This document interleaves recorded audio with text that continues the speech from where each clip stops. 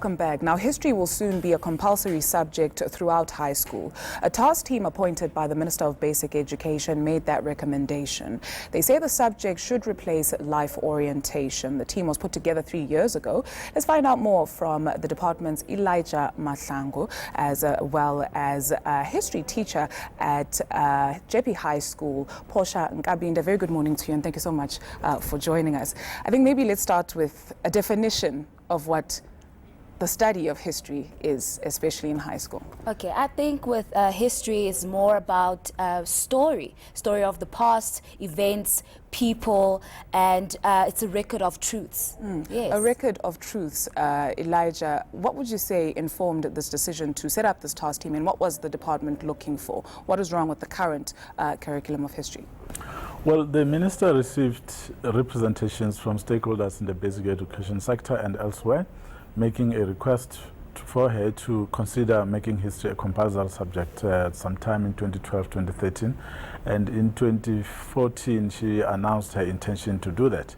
And in their representations, people did say that there's lack of knowledge about the country, where it comes from, some of the heroes of the past that are not captured in the current curriculum.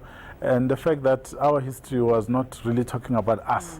It was a story of other people in Africa, and we were, by the way, in that story as a people. And it was felt that we needed to come to the center of the story so that we are, covered accurately, or at least, equitably, so that everyone's role in the history of this country is clearly shown, and that it is taught in school so that everyone knows exactly what it is. So it's that not took place in necessarily the just past. about dates and times, but also telling the story of the people. But when you tell the story of the people of South Africa, you can't separate it or divorce it from the story of Africa. How much is the rest of the continent going to be included in what is being taught in school? It's going to be there. There's going to be a lot of it, because one of the recommendations of the task team is that we need to have 2 papers at grade 12 level.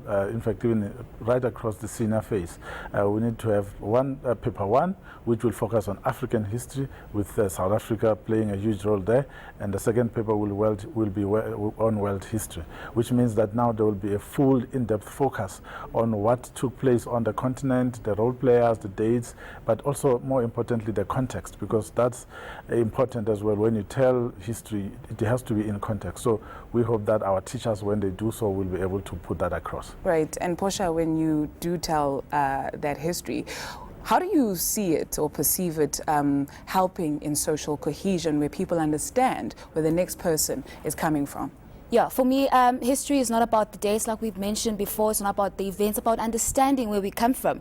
Because I feel if you don't understand where you come from, you don't know where you're going. That is why there's this social tension, because there's a lack of understanding. Right. But if we understood each other, if we understood where we come from, if we understood the impact of the events that have happened, the impact of the people, the heroes, then it would be much better. It would be easier to converse without feeling tense about it and sort of like detached from it. It's about time, Elijah, and we have to say kudos. At least the process has started. Tell us about how it'll work exactly in terms of people that you have commissioned to sort of put the curriculum together, because one imagines that a thorough job has to be done here in telling accurate stories. Well, the first step has already been taken. This team was appointed in June 2015, and they set out to do a comparative international study to check what other countries are doing, whether in other countries history is compulsory or not. The second thing that they looked at was whether we needed to review the content. And it was a diverse group of people from UNISA, VETS, and other universities. And we are happy that we had credible people who arranged roundtable discussions and invited people to come for engagement to talk about this issue, so that we are able to have a rich report which would have been informed by a wide range of views from people from different backgrounds. Right. So we like that, because it's going to enhance the process. So now what we need to do, the minister will take this report and say, how then do we drill down to the details of implementing this? And that too will be done. And we will do this with the guidance of these academics who played a huge role in compiling this particular study. Right along with that, maybe we should make our indigenous languages compulsory as well throughout high school. But Portia, to come back to you and the work that you do as a teacher, how do we make history sexy? Without giving away my age, people were not happy doing history in school. You were sort of like looked down upon, or they frowned upon people who studied history, like, history, what do you need to know about history? Okay, so it's not like making it sexy, it's just making it more appealing. Like, we need to put history as a subject that is not, it's not only about black people who fought and whatever, but we need to understand that there's a skill with history. You are able to engage critically with content, so you need to make learners understand that with sources, with evidence, with events and people, then you are able to respond critically and engage and look at other perspectives and also put in your knowledge. Right. So it's not only content that is just shoved down your throat, but also your content and bringing out your own voice to history. Yes. What happens to life orientation? Are you phasing it out? Are you replacing it? What happens with that if we're making history compulsory? Life orientation will remain up until grade 9, and from grade 10 going forward, history will then take center stage. Although history is already then up until grade 9, but now we want to extend it to grade 10, 11, and 12. It will remain. Life orientation is a very important subject. In fact, our teachers who teach it do so with pride. Our learners benefit from it. So we are not replacing it as such. It will remain in the curriculum. We just need to strengthen its content. We just need to strengthen its direction and its purpose, so that it remains a compulsory subject, yes, up until grade 9. And on the issue of languages, we have made, in fact, that was the first step that we took, by the way. We made all African languages compulsory in all our schools. We're in the process of phasing that in right across the schooling system. The challenge is teachers. As you know, even with this history initiative that we're talking about now, it will depend on the availability of teachers. But now that this matter has come to this point, universities are aware that they will have to help us produce an even greater number of graduates who come to teach in our schools, having taken history as a core subject. You say the challenge is teachers. What does that talk to? That we don't have people who are interested in taking this up and studying it further so they can impart those skills and that knowledge to younger people? It has not been an area of need for a long time, and now we're creating that need.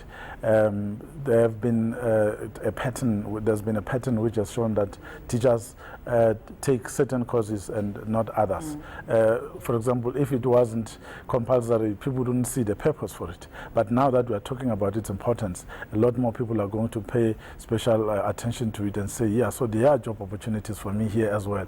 In fact, if I go and take teaching at university, it means that I'm going to get a job much faster than someone else who didn't take it. So that is going to help us, but we are going to be discussing this with universities as well to make sure that we strengthen its training there, because it shouldn't just be about content. It should be about how to teach the subject. And we hope that all that work will really help us to achieve what we want to achieve with this particular announcement. Portia, our history on this continent is so loaded. There's so much to tell. What do you start with? What do you tell? What do you leave out? Sure. That's a very difficult question, because then how do you decide whose knowledge is more important? How do you decide that your history is more important than this history? So I think this is when now we put in the academics and say, then let's merge, let's sit down together and talk to which history is important, or which one do we start with. But I know that with the junior phases, we give them an overview to what they're going to expect in matric and grade 10 or 11. Do you find that it resonates with them, with the younger people?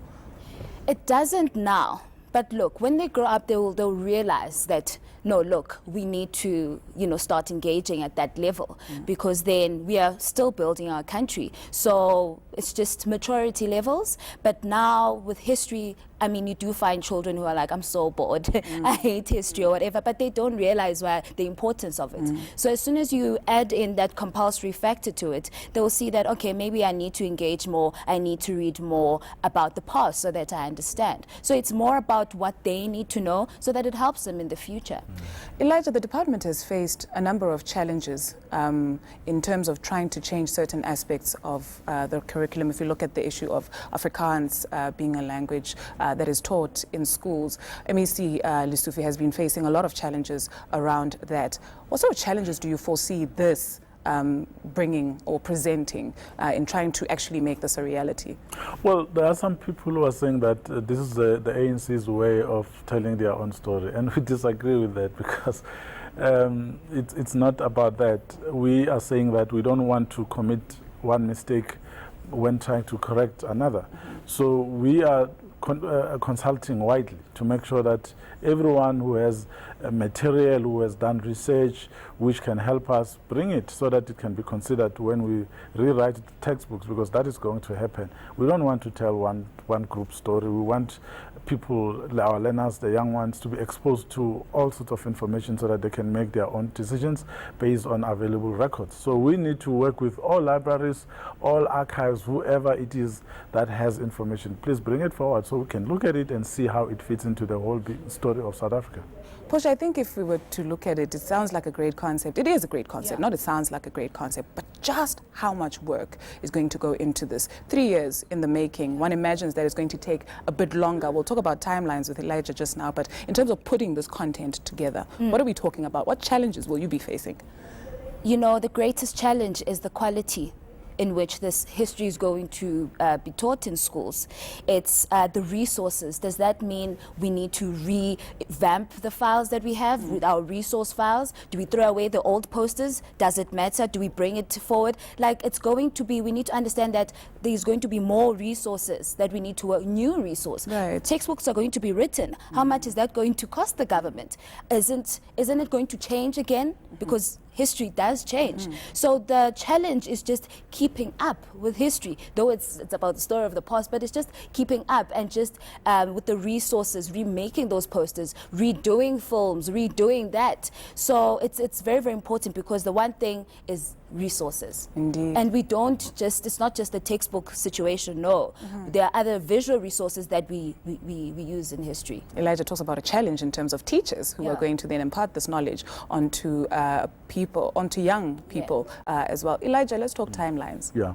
Well, the department usually does things in phases because, as you were saying, you cannot do things overnight. It will shock the system and you might not achieve what you want to achieve. So what we are going to do is do this in phases. 2025 will be the last year when history becomes compulsory in grade 12. But the 2 years before that, it will be grade 11 and 10. So it will start in grade 10 and then 11 and learn a few lessons as we implement, and then eventually in 2025, it will be compulsory right across the system. So here there are two things. The first one is whether to make it compulsory. Yes, that will happen. The material, yes, it will be done in phases. We'll be engaging our publishers. We've also found that material is there. It was hidden. It was hidden. Yes, there's information that was not put in the textbooks for a particular purpose, and we are saying it cannot continue like that.